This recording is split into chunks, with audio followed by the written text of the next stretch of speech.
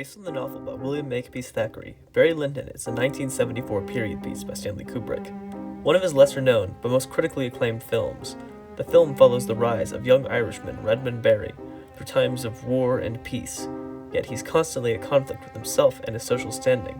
Eventually, through a series of swindles, he rises into social prominence, and the very things that helped him to rise to prominence cause his inevitable fall into obscurity and ruin.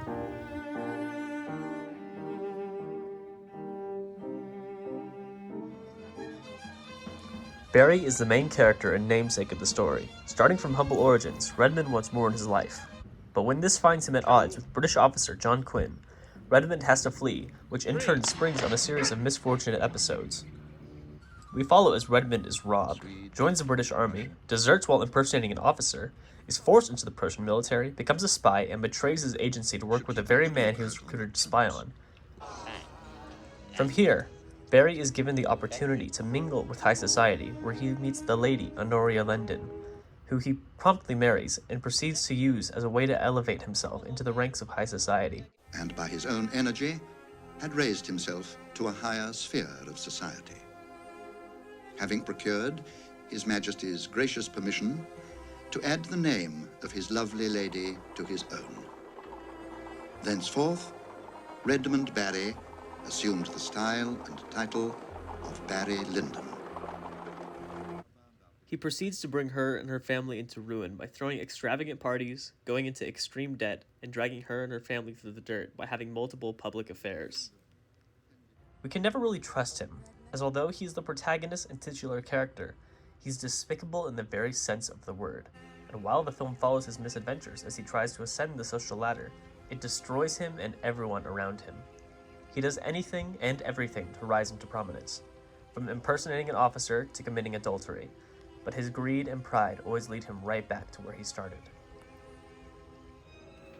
And despite her life being ruined by Barry, Lady Lyndon isn't blameless by any means, as she shares much of the same faults as Redmond in her pride and greed. Proud in nature, she wants beauty, and she seeks it out by cheating on her old husband to be with the younger, more handsome Redmond, who leads her and her entire family into ruin. Yet, despite her higher social standing than her husband, she's helpless to do anything to stop Redmond due to her status as a woman and his status as her husband.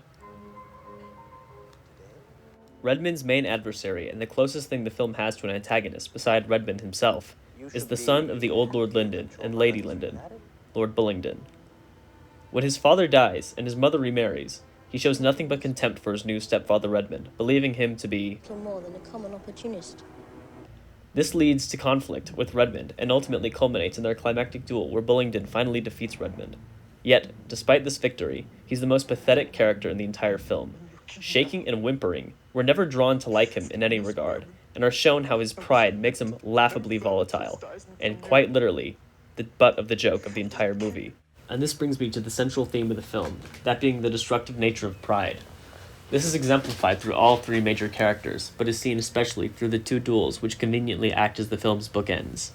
Barry's initial duel with Captain John Quinn, while the starting point of the film, is acted out of sheer foolishness and jealousy. Redmond knows that there are only two possible outcomes of the duel. Either he kills Quinn and lives on the run for the rest of his life, or dies in the vain attempt at repairing his own damaged ego. Quinn even goes so far as to give Redmond the opportunity to back down, offering him 100 guineas to apologize and go away to Dublin. But Redmond refuses, saying, "And I'd soon go to Dublin as to hell." So Barry defeats Quinn, commencing his Luciferian fall from grace and setting the film into motion. This scene is perfectly paralleled with Barry's final duel with Lord Bullingdon, who challenges Redmond, not for the sake of stopping Barry's destruction of his family's name, but for the sake of his own pride. Barry, much like Captain Quinn, gives Bullingdon the chance to apologize by purposely misfiring his first shot into the ground. But Bullingdon, much like his stepfather, is far too proud and shoots Barry, brutally maiming him for the rest of his life, costing him his leg and causing the gentleman Barry Lyndon to return to Ireland to live out the rest of his life in sorrow and squalor, no longer a member of the gentry, but as the commoner Redmond Barry. Without his former success, he never saw Lady Lyndon again. Thus, through Kubrick's Barry Lyndon, we see how pride and ambition, while admirable to an extent, if taken too far, can lead to catastrophe and downfall. I hope this will inspire you to give this film a try. And while it is a 3-hour period piece from the 70s, it's a damn good film, and one of the finest pieces of cinematic storytelling you'll ever see.